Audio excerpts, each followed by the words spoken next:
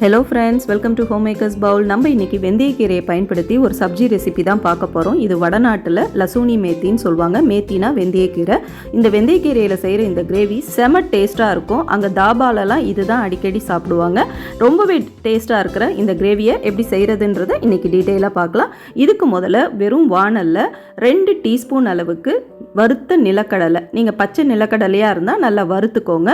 அது கூடவே 1 டீஸ்பூன் பொட்டுக்கடலை, அது கூடவே 1 டீஸ்பூன் வெள்ளை எள்ளு, இது எல்லாத்தையும் நல்லா வறுத்துட்டு இதை நல்லா மைய தண்ணி ஊற்றி நம்ம பேஸ்ட்டாக அரைச்சி எடுத்துக்க போகிறோம். இந்த பேஸ்ட்டு இதுக்கு ரொம்ப முக்கியம்.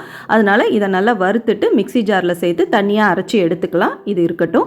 இப்போ ஒரு வானலில் 1 டேபிள் ஸ்பூன் அளவுக்கு கடுகு எண்ணெய் சேர்த்துக்கோங்க. அதில் இதை செய்யும் பொழுது தான் டேஸ்ட் ரொம்பவே நல்லாயிருக்கும். நீங்கள் அப்படி கிடைக்கலன்னா நீங்கள் நார்மல் கடலை எண்ணெயிலே நீங்கள் செய்யலாம்.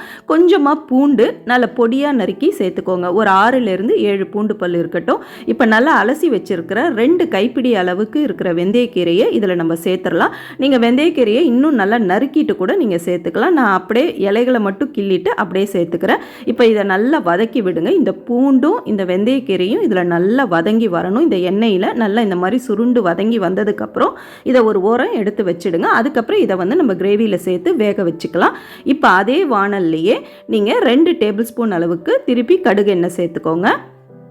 சேர்த்துட்டு இப்போ இதில் தாளிக்கிறதுக்கு ஒரு டீஸ்பூன் அளவுக்கு ஜீரகம் சேர்த்துக்கலாம். நார்மலாக வடநாட்டில் இந்த ஜீரகமும் ஜீரகத்தூளும் இல்லாமல் எந்த ஒரு கிரேவியுமே செய்ய மாட்டாங்க. டேஸ்ட்டும் ரொம்ப நல்லாயிருக்கும். இப்போ அது சேர்த்துட்டு அதே அளவுக்கு ஒரு 8லேருந்து 10 பூண்டு பல்ல நல்லா தட்டிட்டு சேர்த்துக்கோங்க. இப்போ சேர்த்துட்டு இதையும் நல்லா வதக்கி விடுங்க. இப்போ ஒரு பெரிய சைஸ் வெங்காயத்தை பொடியாக நறுக்கி வச்சுருக்கேன். அதையும் நம்ம சேர்த்துக்கலாம். சேர்த்துட்டு இந்த வெங்காயம் நல்லா வதங்கணும். ரொம்ப வதங்க தேவையில்லை. நார்மலாக அது நல்லா அந்த கண்ணாடி பதத்துக்கு வந்தால் போதும். அந்த அளவுக்கு இது வதங்கி வந்தால் போதும். அந்த அளவுக்கு இதை வதக்குங்க. இப்போ இந்த மாதிரி வதங்கினதுக்கப்புறம் நம்ம அரைச்சி வச்சுருக்கோம் இல்லையா பேஸ்ட்டு, அந்த நிலக்கடலை பொட்டுக்கடலை எல்லாமே, அதை இப்போ சேர்த்துடலாம்.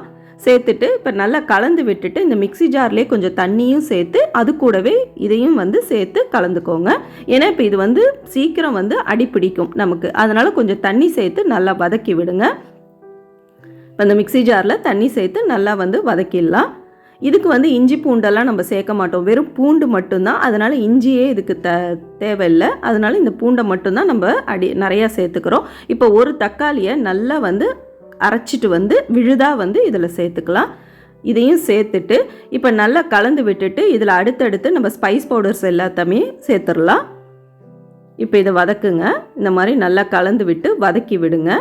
நல்லா இந்த பச்சை வாசனையெல்லாம் போகிற அளவுக்கு இப்போ இது நல்லா வதங்கி வரணும். கூடவே இந்த நம்ம அடுத்தடுத்து மிளகாய்த்தூள், மஞ்சள் தூள் இதெல்லாம் நம்ம சேர்த்துடலாம். இப்போ தேவையான உப்பு சேர்த்துட்டு 1 டீஸ்பூன் தனி மிளகாய்த்தூள், நிறத்துக்கு ஒரு teaspoon Kashmiri chilli powder, 1 teaspoon தனியாத்தூள், ஒரு 1/2 டீஸ்பூன் ஜீரகத்தூள், ஒரு 1/4 டீஸ்பூன் கரம் மசாலா, இது எல்லாத்தையும் சேர்த்துட்டு நல்லா இந்த மாதிரி கலந்து விட்டு கொதிக்க விட போகிறோம்.